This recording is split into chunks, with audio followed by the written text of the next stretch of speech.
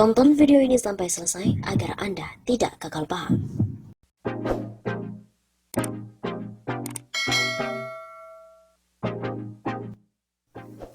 Bersiap-siap, 1,5 juta rakyat Indonesia akan kehilangan pekerjaan akibat corona. Kementerian Ketenagakerjaan atau Kemenaker mencatat sampai dengan hari Jumat 10 April sudah ada 1,5 juta masyarakat yang dimana mereka kehilangan pekerjaan. Jumlah ini tercatat sejak awal tahun dan meningkat setelah terjadinya pandemi corona atau COVID-19.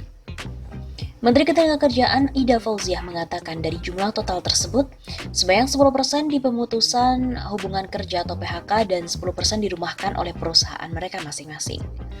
Secara rinci, sektor formal yang ada di PHK sebanyak 160.067 pekerja dari 24.225 perusahaan dan dirumahkan sebanyak 1.080.765 pekerja dari 27.340 perusahaan. Sedangkan sektor informal sebanyak 265.881 pekerja dari 30.466 perusahaan. Kalau kita melihat data, dari 1,5 juta pekerja itu 10% di PHK dan 90% dirumahkan. Artinya PHK dan dirumahkan itu menjadi upaya terakhir. Begitu katanya saat peluncuran kartu prakerja secara virtual pada hari Sabtu 11 April.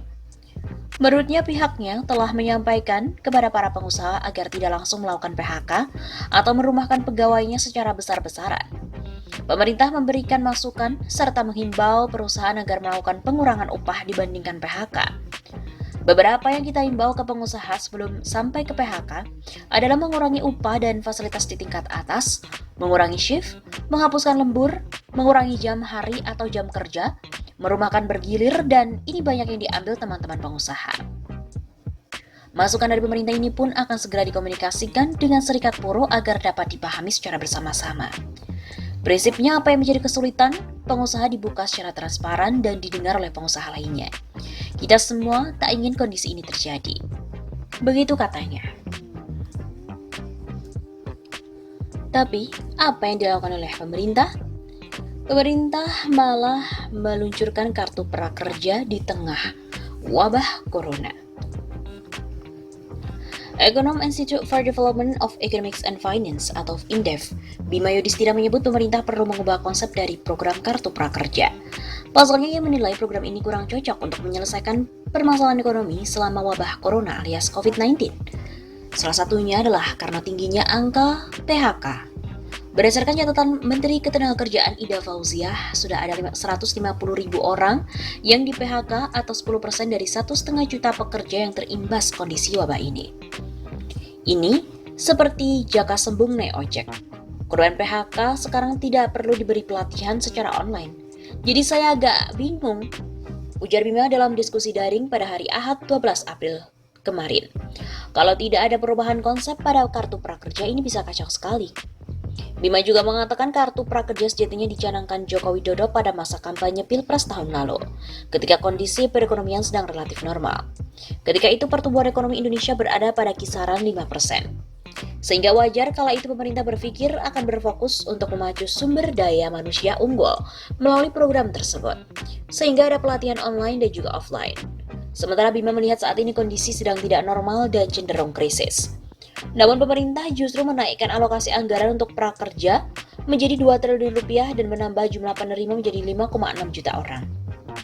Ini konsepnya dipaksakan dalam kondisi krisis sehingga korban PHK dilatih secara online, baru diberi tunjangan dan penyelenggaraannya dapat uang dari negara.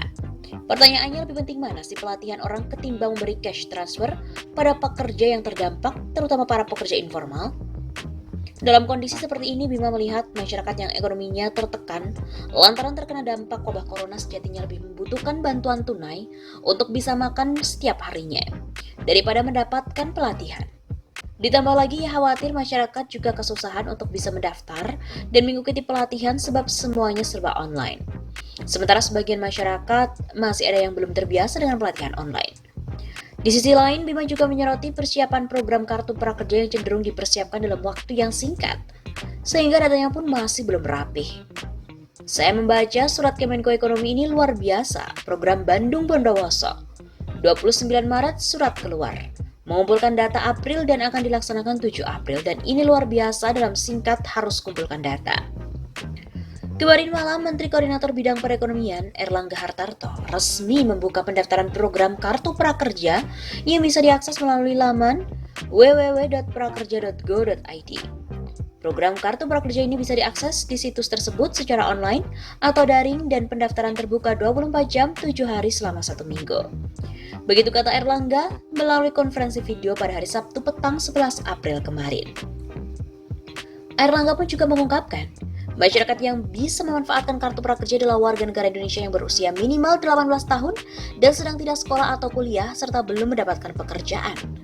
Dia pun mengajak kepada pekerja yang terdampak PHK dan juga pelaku usaha mikro kecil yang tutup usaha karena dampak pandemik ini untuk mendaftarkan diri pada program Kartu Prakerja.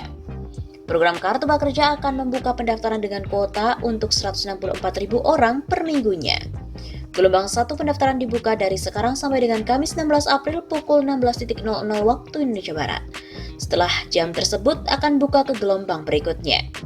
Ucap Erlangga seperti itu. Adapun besaran bentuk dari pelatihan dan juga insentif yang diterima oleh masing-masing peserta adalah sebesar Rp3.550.000 dan akan menyasar pada 5,6 juta peserta selama tahun 2020.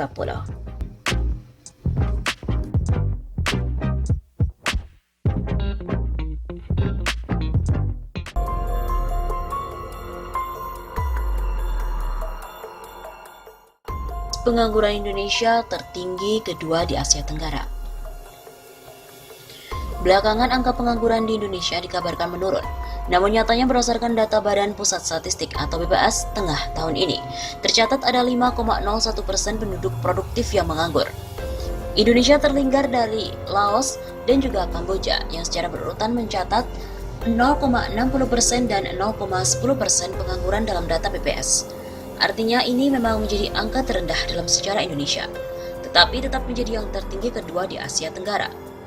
Pada beberapa waktu mendatang, Indonesia sedang mengalami periode krusial bonus demografi. Kepala Generasi Muda Indonesia, Muhammad Nurizal, jumlah generasi milenial yang berusia 20-35 tahun mencapai 24%, setara dengan 63,4 juta dari 179,1 juta jiwa yang merupakan usia produktif 14-64 tahun. Generasi muda Indonesia akan menghadapi persimpangan yang belum pernah ada sebelumnya. Ujarnya kepada FIFA di seminar pendidikan peningkatan kualitas sumber daya manusia melalui gerakan sekolah menyenangkan dan sekolah integritas pada hari Jumat 11 Oktober. Peningkatan kualitas sumber daya manusia (SDM) untuk mengatasi tantangan zaman yang terus berubah, khususnya terkait polemik bonus demografi. Ketika proporsi anak muda Indonesia yang besar itu ternyata tidak cukup produktif atau bermental lemah, maka jumlah besar itu akan menjadi bencana demografi, sehingga niat bangsa ini untuk keluar status dari negara low middle income akan terhambat. Ujarnya, risiko naiknya jumlah pengangguran bisa terjadi dalam konteks ini, apalagi pendidikan kita tidak menyiapkan mereka untuk menghadapi zaman yang kian tidak pasti. Ketika banyak jenis pekerjaan digantikan oleh mesin, serta SDM dihadapkan pada tantangan yang belum pernah ada sebelumnya, mental kuat dan kreativitas menjadi kunci utama untuk sukses. Itu berarti pendidikan harus memusatkan perhatian pada pengembangan karakter yang fleksibel dan tahan banting untuk menghadapi transisi yang super cepat di era revolusi internet.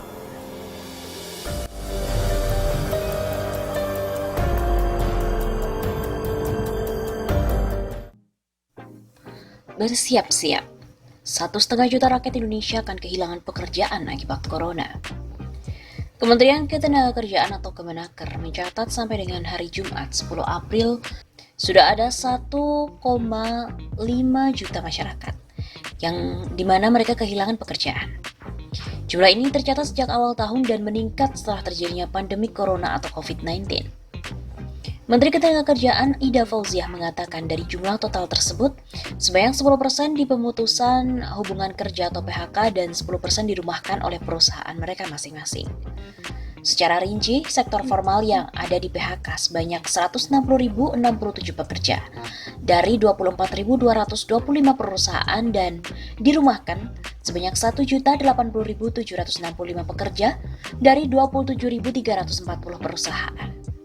Sedangkan sektor informal sebanyak 265.881 pekerja dari 30.466 perusahaan. Kalau kita melihat data, dari 1,5 juta pekerja itu 10% di PHK dan 90% dirumahkan. Artinya PHK dan dirumahkan itu menjadi upaya terakhir. Begitu katanya saat peluncuran kartu prakerja secara virtual pada hari Sabtu 11 April. Menurutnya pihaknya telah menyampaikan kepada para pengusaha agar tidak langsung melakukan PHK atau merumahkan pegawainya secara besar-besaran. Pemerintah memberikan masukan serta menghimbau perusahaan agar melakukan pengurangan upah dibandingkan PHK. Beberapa yang kita himbau ke pengusaha sebelum sampai ke PHK adalah mengurangi upah dan fasilitas di tingkat atas, mengurangi shift, menghapuskan lembur, mengurangi jam hari atau jam kerja, merumahkan bergilir, dan ini banyak yang diambil teman-teman pengusaha. Masukan dari pemerintah ini pun akan segera dikomunikasikan dengan serikat buruh agar dapat dipahami secara bersama-sama. Prinsipnya apa yang menjadi kesulitan, pengusaha dibuka secara transparan dan didengar oleh pengusaha lainnya. Kita semua tak ingin kondisi ini terjadi. Begitu katanya.